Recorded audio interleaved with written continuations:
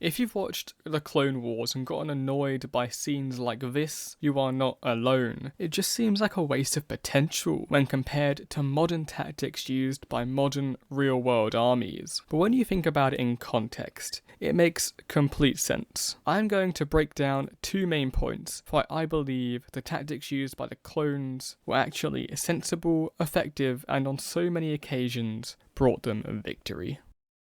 Firstly, let's actually look at the Droid Army, because the way you fight is always driven by the enemy you are facing. From the very first times we see them, in both the invasion of Naboo in 32 BBY and the first battle of Geonosis in 22 BBY, they enter combat in line formation, shoulder to shoulder. By the way, I'll be using comparisons to Napoleonic era militaries in this video. It's just something I know a lot more about than modern stuff. The tactics used by the Droid Army didn't change much at all throughout the Clone Wars. Even when the CIS introduced the independent thinker droids that had on-the-ground droid commanders, as opposed to all being controlled from a central control ship. These formations make some sense when thousands of droids are being controlled by some intern on a Lucrehulk, but when there is a reliable chain of command system with different droids having different levels of independence, why do the droids continue to fight in formation as opposed to a more spread out skirmish type combat? Well, I don't know. This isn't a defense of the Droid Army. I'm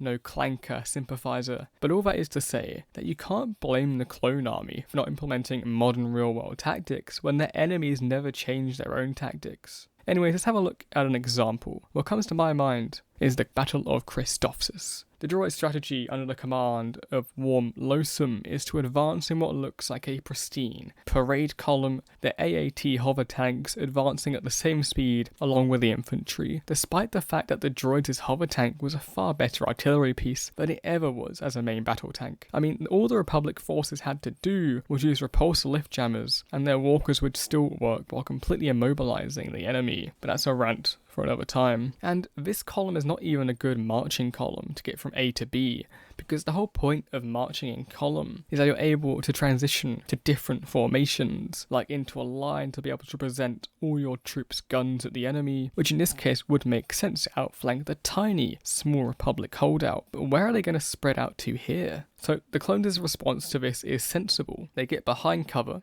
and fire directly at the front rank of the droids' column.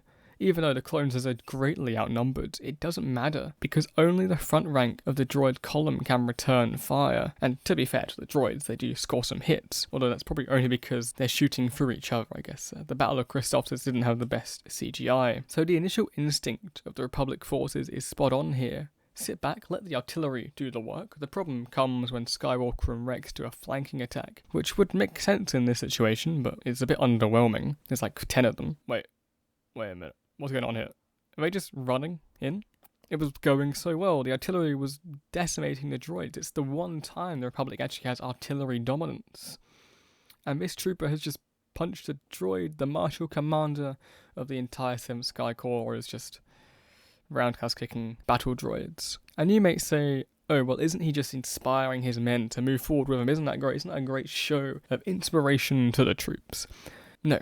It's not Napoleon at Arcalay. This is the commander of a corps, and he's facing rapid fire blasters, not muskets. That's not inspiring.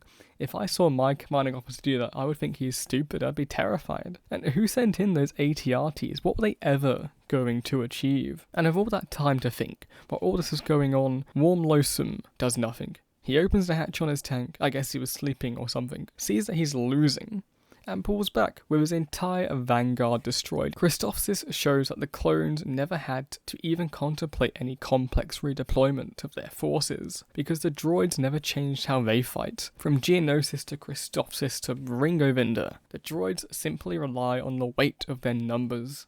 Therefore, the clones can't adapt either. The best option when facing a force like this is to reinforce your position and hold. But Christophsis really annoys me as a battle.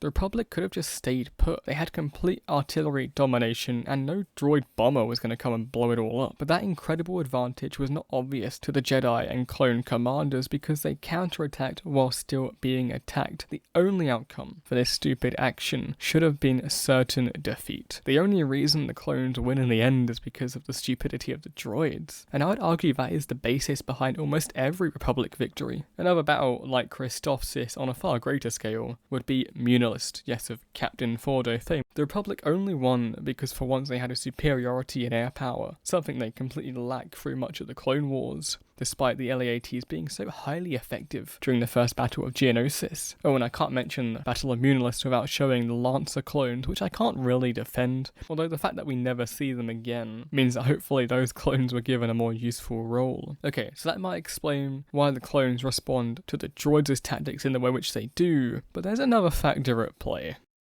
The overall strategy for most of the big campaigns during the Clone Wars were drawn up by the Jedi generals. However, they would be put into action by clone commanders, and these commanders, although fighting for the Republic and being raised on Kamino, are essentially Mandalorian commanders, although not to the level of many early war clone commandos who thought of themselves as part of a wider Mandalorian culture. The early commanders who would fight on Geonosis and Munilist had instilled in them the Mandalorian codes of honor. It boils down to the basic ideals of a stand-up fight, and that guerrilla tactics and behind-the-line sabotage are not fair and should be very discouraged. Of course, as in our real-world Napoleonic example, the idea of polite warfare where two armies go into a field, look each other in the eyes and shoot each other is a complete myth. Skirmishing and behind-the-line stuff always occurs. And this is also true of the Mandalorians, because as we see so much, especially in the Mandalorian, their code of honor only goes so far. And those two factors combined, the Droid Army relying on their weight of numbers to crush all clone resistance, and that natural instinct of clones to have a stand-up fight, really limits what the clone commanders are capable of doing.